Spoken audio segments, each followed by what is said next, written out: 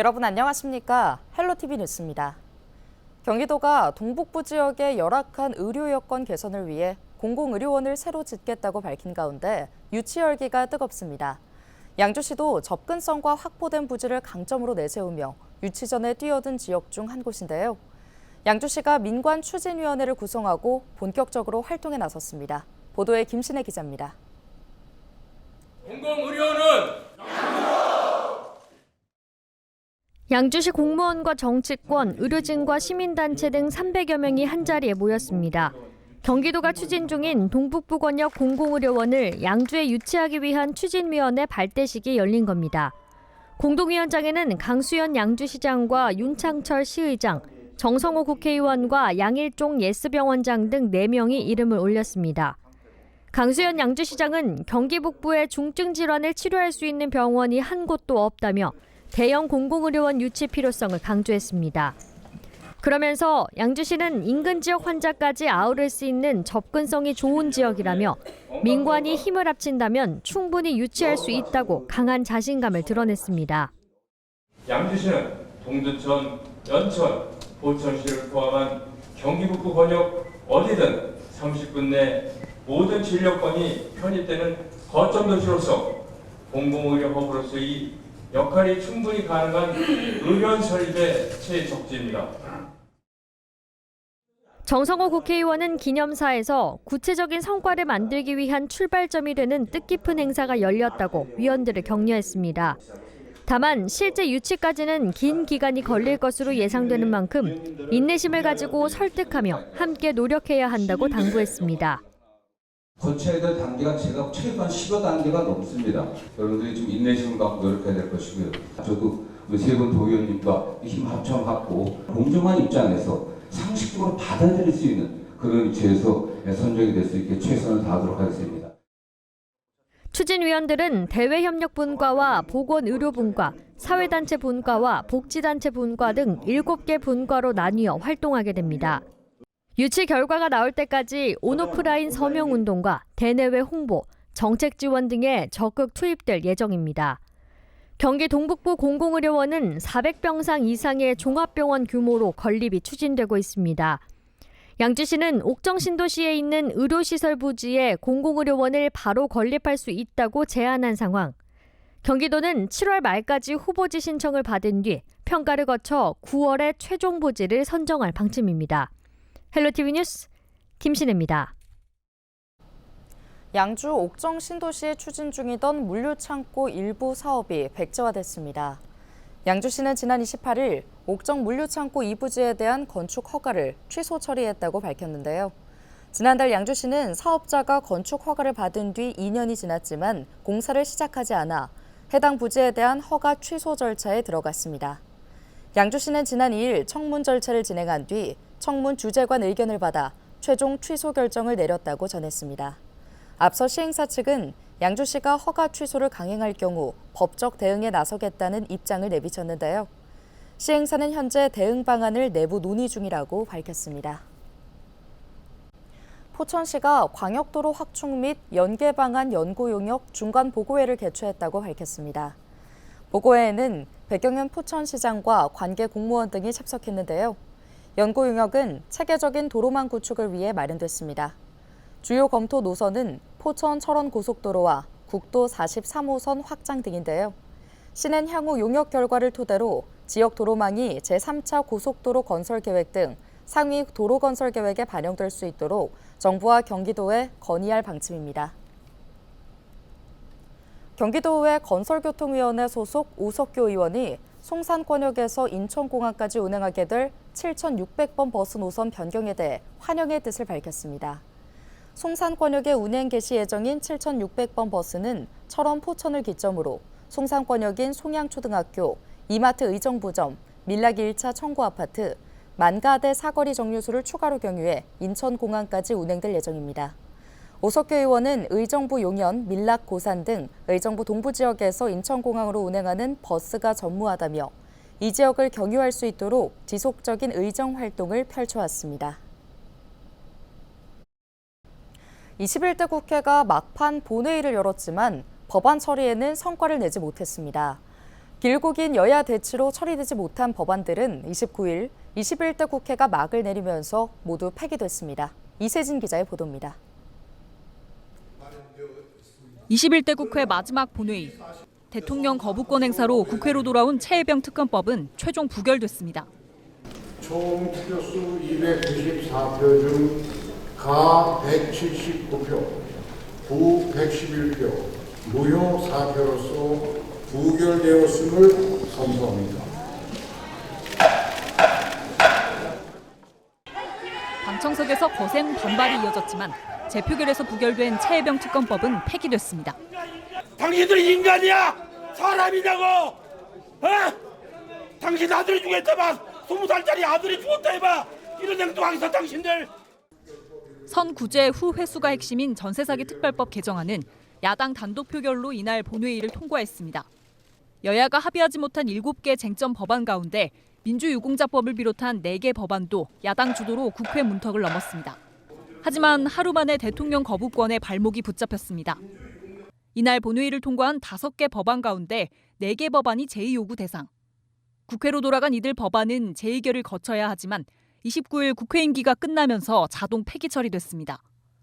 임기를 하루 남기고 본회의가 열렸지만 막판 국회를 넘은 법안은 결국 세월호 피해 지원 특별법이 유일한 셈. 상임위에 남아 처리되지 못한 법안 16,000건도 21대 국회 종료와 함께 없던 일이 됐습니다. 한편 야당이 주요 쟁점 법안들을 재발의하겠다고 예고한 가운데 21대 국회에서 풀지 못한 여야 대립 구도는 30일 문을 여는 22대 국회로 이어질 전망입니다. 헬로티비 뉴스 이세진입니다. 경기 북부 특별자치도 설치를 향한 지역사회의 바람이 큽니다. 지역 정치권은 22대 국회에서는 경기 북부 특자도 설치 특별법을 반드시 통과시킨다는 각오인데요. 김동연 경기도지사도 경기 북부 특별자치도를 흔들림 없이 추진하겠다고 재차 의지를 강조했습니다. 이재필 기자가 보도합니다. 김동연 경기도지사가 지난 28일 파주에서 경기도의회 경기북부 특별자치도 설치 특별위원회 소속 도의원들을 만났습니다. 이 자리에서 김 도지사는 경기북부 특별자치도를 흔들림 없이 추진하겠다는 강한 의지를 다시 한번 피력했습니다. 경기북부 특별자치도 설치 특별법이 비록 21대 국회 임기 내 처리되지는 못했지만 추진 의지는 흔들림 없이 굳건하다는 점을 강조한 겁니다. 도전 과제들이 우리가 대처하기에 따라서는 궁극적으로는 더 좋은 계기로 만드는 그런 전개가 될 수 있다는 생각을 하고 있습니다. 다양한 의견을 유심하게 관찰했고 분석도 했고 이제 곧 행동 옮길 때라는 말씀을 드립니다. 김 도지사는 지난 24일 국회의원 당선자들과 만나 경기북부 특별자치도 설치 특별법을 22대 국회에서 통과시켜 줄 것을 요청하기도 했습니다. 특히 경기북부 지역 당선인들은 김 도지사의 요청에 강하게 공감한 것으로 전해졌습니다. 경기북부 특별자치도 설치를 위해 다시 한번 신발끈을 동여매고 있는 경기도. 22대 국회에서는 성과를 이룰 수 있을지 관심이 집중됩니다. 헬로티비 뉴스 이재필입니다.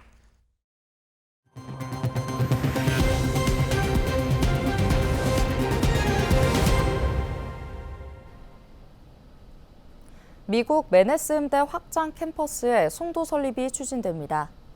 인천시는 현지 시간인 28일 미국 뉴욕 맨해튼에 위치한 맨해스 음대와 확장 캠퍼스 설립을 위한 양해각서를 체결했다고 밝혔습니다. 현재 시는 송도 국제도시에 위치한 인천 글로벌 캠퍼스 내에 맨해스 음대 확장 캠퍼스 설립을 추진 중입니다. 시는 음대 설립이 완료되면 한국 뉴욕 주립대 패션기술대학교 등 현재 운영 중인 5개 외국 대학과 함께 문화예술 분야에서도 더욱 경쟁력 있는 교육 구성을 가지게 될 것으로 기대하고 있습니다. 한편 맨해스 음대는 뉴스쿨 소속 대학으로 지난 1916년 데이비드 매너스에 의해 설립됐습니다. 정명훈과 이용훈, 선우예권, 머레이 퍼라이아 등 세계적인 클래식 음악인들을 다수 배출했으며 세계 최고 수준의 교수진과 체계적인 교육 프로그램으로 글로벌 인지도가 매우 높습니다.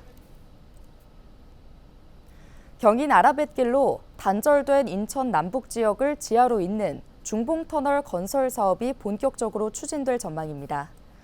인천시는 지난해 7월 한국개발연구원 공공투자관리센터에 적격성 조사를 의뢰한 중봉터널 민간 투자 사업이 타당성을 확보했다고 밝혔는데요.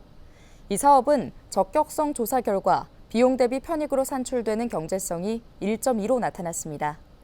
비용 대비 편익이 1.0 이상이면 사업의 타당성이 있는 것으로 평가됩니다. 중봉터널 건설 사업은 북부권 종합발전계획의 선도 사업으로 서구 경서동 경서 삼거리에서 왕길동 검단 2교차로를 연결하는 총 연장 4.57km, 왕복 4차로의 자동차 전용 도로를 건설하는 사업입니다. 경인 아라뱃길과 수도권 매립지 지하를 관통하는 대심도 터널로 건설되고 총 사업비는 3,551억 원, 공사기간은 5년이 소요됩니다. 시는 오는 6월 적격성 조사가 최종 마무리되면 절차를 거쳐 오는 2027년 착공을 목표로 사업을 신속히 추진할 계획입니다. 인천시교육청이 지자체 대학 간 협력 체계를 통해 인프라를 구축하고 유아 보육 지원에 나서기로 했습니다. 시교육청은 최근 인천시 경인교육대학교, 경인여자대학교와 지역 기반형 유아 교육, 보육 혁신 지원 사업 추진을 위한 업무 협약을 서면으로 체결했다고 밝혔는데요. 이번 협약으로 교육청은 인천시 경인교대, 경인여대와 함께 인천 지역 기반의 교육과정과 방과후 과정 프로그램, 유초연계 프로그램을 개발 보급하기로 했습니다. 또 유보 이음교육 거점기관 20곳을 선정해 맞춤형 컨설팅과 네트워크 운영 등을 지원할 계획입니다.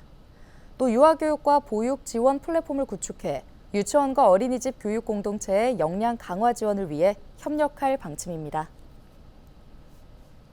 경기도가 언제든 자녀를 맡길 수 있는 언제나 어린이집을 오는 6월 1일부터 부천과 김포 등 5곳에서 운영합니다.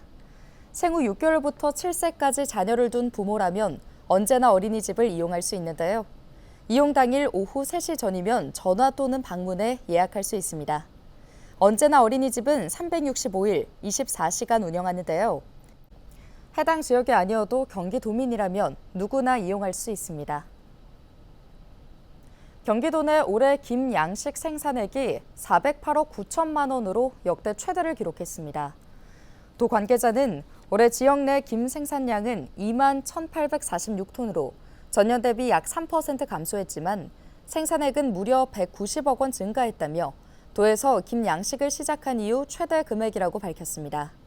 도는 생산액이 크게 증가한 이유로 수출 수요 증가와 가격 상승을 꼽았는데요.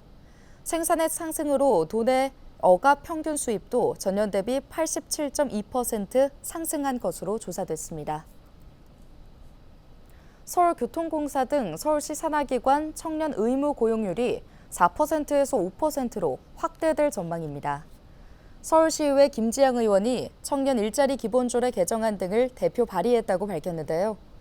청년 일자리 기본조례 개정안은 서울시 24개 투자 출연기관의 청년 고용 의무 비율을 4%에서 5%로 상향 조정하고 청년 채용 계획과 실적을 서울시의회에 의무적으로 제출하는 내용을 담고 있습니다.